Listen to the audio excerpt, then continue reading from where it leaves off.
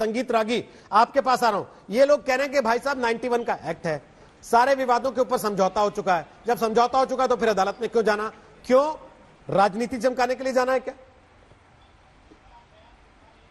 संगीत रागी बोलिए। देखिए रोहित जी, अयोध्या, मथुरा और काशी, इन तीनों मंदिरों का उद्धार जो है वो भारत के हिंदू समाज का संकल्प था, भारत के संतों का संकल्प था। जो संगठनें आई इस आंदोलन का हिस्सा बने वे बाद में बने हैं, लेकिन ये मूलतः ये भारत के हिंदुओं का संकल्प था। और वो बार बार ये दोहराया जा रहा था कि देखिए 3000 से ज्यादा हिंदुओं के मंदिरों को विदेशी मुस्लिम आक्रांताओं ने यहां आकर के तोड़ा। और आप ध्यान दीजिए कि कृष्ण, शिव और राम हिंदुओं के महत्वपूर्ण आराध्य देवों में से एक हैं। ठीक किसी ने कहा कि वो हमारी संस्कृति के प्रमाणिक स्तंभ हैं।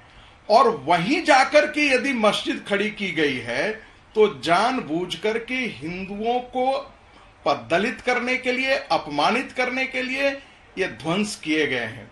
इतिहास के इस चीज को करेक्शन करने की आवश्यकता है। जो 1991 का जो एक्ट आया, वो मुझे कहने में ये कोई संकोच नहीं है कि ये जानबूझ करके जो मुस्लिम आतंकवादियों के द्वारा, इस्लामिक आतंकवादियों के द्वारा जो इस देश में विध्वंस किया गया था, उस विध्वंस को उसी रूप में रहने के लिए, जहां पर मंदिर तोड़ करके मस्जिद स्थापित कर दिया गया, उसको जारी कर रहने के लिए एक प्रकार से यह कानून लाया गया था।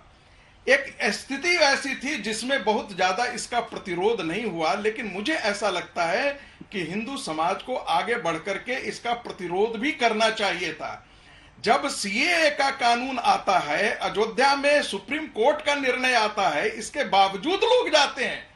राम जन्मभूमि पर आज जब हिंदू समाज एक मंदिर बनाने जा रहा है, भव्य मंदिर बनाने जा रहा है, तो वह मुस्लिमों के कोई भाईचारा से नहीं निकला है। उन्होंने तो सारे प्रकल्प, सारे वितंडे अपना लिए थे, जिसके कारण वहां पर मंदिर नहीं बन सके। लेकिन सुप्रीम कोर्ट के निर्णय से ये चीजें संभव होने जा रही है।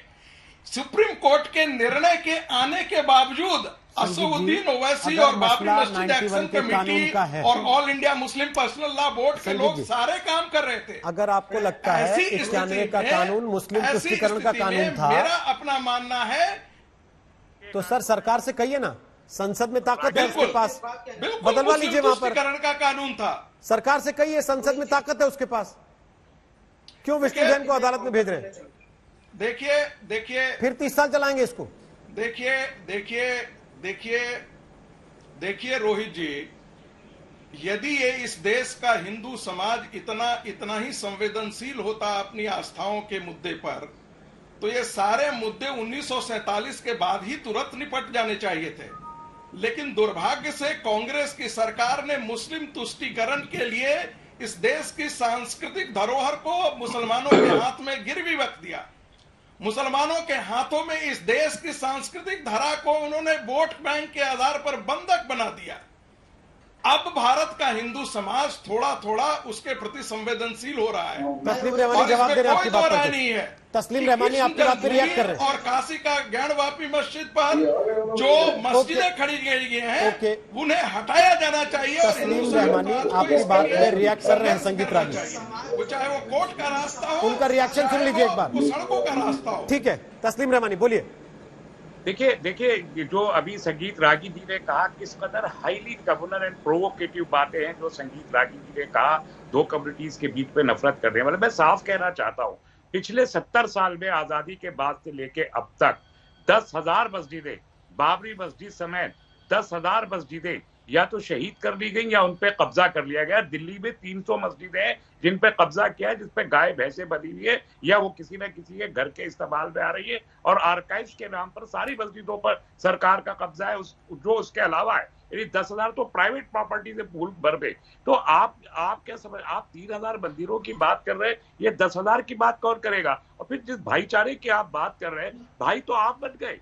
आप जिस तरीके से हिंदू संकल्प की बात कर रही है, हिंदू संकल्प नहीं है ये देश, हिंदू मुसलमान सिख ईसाई सबका है। एक संकल्प से सिर्फ मुल्क में बदअमनी बढ़ सकती है, अमन कायम नहीं हो सकता। और आप कहते हैं कि ये भाईचारा कायम करने के लिए मंदिरों को जो है आप हैंड ओवर कर दीजिए और मस्जिदों पे हम कब्जा कर लें, ये भाईगिरी है।